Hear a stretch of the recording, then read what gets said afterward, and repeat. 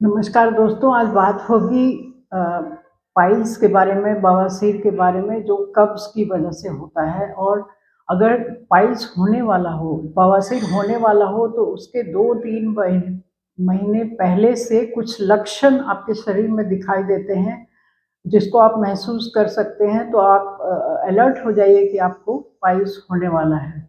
तो शुरुआती में आपको डकार खूब ज़्यादा आएगा, बहुत फ्रीक्वेंट आएगा, और जो गैस है वो नीचे से ना पास होके ऊपर से पास होगा डकार के रूप में। पहला ये लक्षण है। दूसरा लक्षण ये है कि हमेशा पेट फूला-फूला रहेगा, हमेशा खाना खाइए, नहीं खाइए, पेट फूला रहेगा, ब्लोटेड रहेगा हमेशा। तीसरा लक्षण ये है कि आप अगर पॉटी के लिए जाएँगे भी, अगर आप शौच करने जाएँगे भी, तो उसके बाद आने के बाद भी आपको महसूस ही नहीं होगा कि आपका पेट साफ हुआ है। ऐसा लगेगा कि 2-3 बार और जाऊँ और थोड़ा और निकल जाता तो अच्छा रहता है। ये तीसरा है। चौथा है कि आपको हमेशा एनल पार्ट में, जहाँ से पॉटी आती है वहाँ हमेशा खुजली, जलन या डिस्कम्फर्ट आपको महसूस होगा। और गैस कभी पास होगी तो बहुत ही फाउल स्मेल या बहुत बदबूदार गैस आएगी। तो ये सारे लक्षण हैं कि आपको बहुत क्रोनिक कब्ज़ रहता है, क्रोनिक कॉन्स्टिपेशन रहता है। और जो इसके ऊपर आप कुछ भी काम नहीं किए तो अब ये आपको पाइल्स के रूप में आप शरीर में दिखेगा। ऐसे वैसे बवासीर या पाइल्स 2 प्रकार की होती है, एक वादी, एक खूनी। खूनी बवासीर में सीधा आपको जब आप ज़ोर लगाएँगे पॉटी के लिए तो खून आपको निकलेगा और आपको बहुत डर भी लगेगा, और ये बहुत ही पेनफुल होता है, क्योंकि मस्से फट जाते हैं तो वहाँ से फिर खून निकलने लगता है। दूसरा है कि जो वादी बवासीर है उसमें आपको खून तो नहीं निकलता, लेकिन ज़ोर की गैस एक बार में ही निकलती है और उसमें मस्से भी निकल जाते हैं।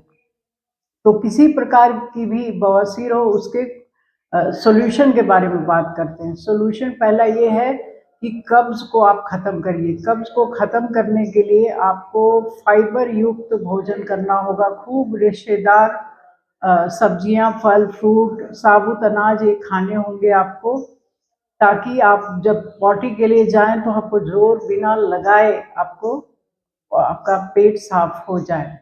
पहला ये है। दूसरा है कि बहुत ही रूखा, मतलब बिना वसा के खाने से या बासी भोजन खाने से ये प्रॉब्लम आती है। तो इसमें आप ताज़ा भोजन खाइए और बिल्कुल भी बासी भोजन नहीं खाइए। ताज़ा भोजन खाइए, खूब रेशेदार भोजन खाइए और बासी भोजन नहीं खाइए। अगला उपाय ये है कि आप छाछ का सेवन, जो मट्ठा बटर मिल्क बोलते हैं, इसका सेवन ज़रूर करिए, बहुत ज़्यादा लाभ करेगा आपको। अब घरेलू उपायों के बारे में बात कर लेते हैं। पहला घरेलू उपाय ये है कि जो अंजीर होता है जिसको फिक्स कहते हैं, 3-4 अंजीर आप रात भर पानी में भिगो दीजिए और सुबह मसल के आप इसको खूब चबा-चबा के 5-7 मिनट लीजिए इसको निगलने के लिए। खूब चबाइए ताकि हमारा जो लार है, सलाइवा, इसके साथ खूब मिक्स होके जाए और हमारे पाचन को दुरुस्त करे। इसको खाने के बाद फिर 1 घंटा आप कुछ ना खाएँ।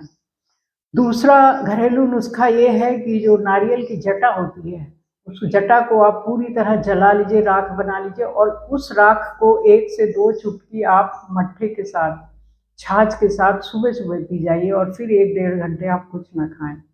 तीसरा उपाय ये है कि जो मूली का रस होता है, तो उसमें आधा कप मूली के रस में लगभग 5-6 चम्मच शुद्ध गाय का घी मिलाकर सुबह-सुबह ये पी जाइए और फिर 1 डेढ़ घंटे कुछ ना खाएँ। आप लगातार 2 हफ्ते तक ये सारे उपाय करेंगे तो आपको बहुत ही कम्फ़र्ट महसूस होगा, बहुत आराम महसूस होगा पाइल्स के उसमें।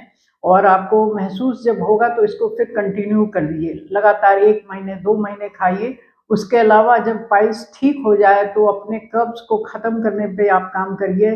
खूब रेशेदार, जो मैंने बताया कि फाइबर वाले फूड खाइए, अनाज साबुत खाइए, स्प्राउट्स, फल, सब्जियाँ ये ज़्यादा खाइए। जो 50% जो आप टोटल मील लेते हैं उसका 50% आपका ये रॉ फूड, कच्चा भोजन होना चाहिए। फल, सलाद, सब्जियाँ, अंकुरित अनाज और जो मैंने अंजीर वाला उपाय बताया है ये बहुत ही कारगर है, बहुत लोगों को इससे राहत मिली है।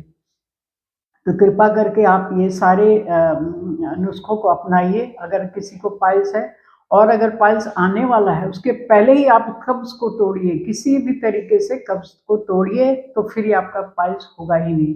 कब्ज़ तोड़ने का सारा मैंने बता दिया है कैसे करना है आपको। आप हफ्ते में 1 दिन उपवास ज़रूर करिए ताकि जो अधपचा भोजन है वो आपका पच जाए और फिर वो आपके शरीर से निकल जाए।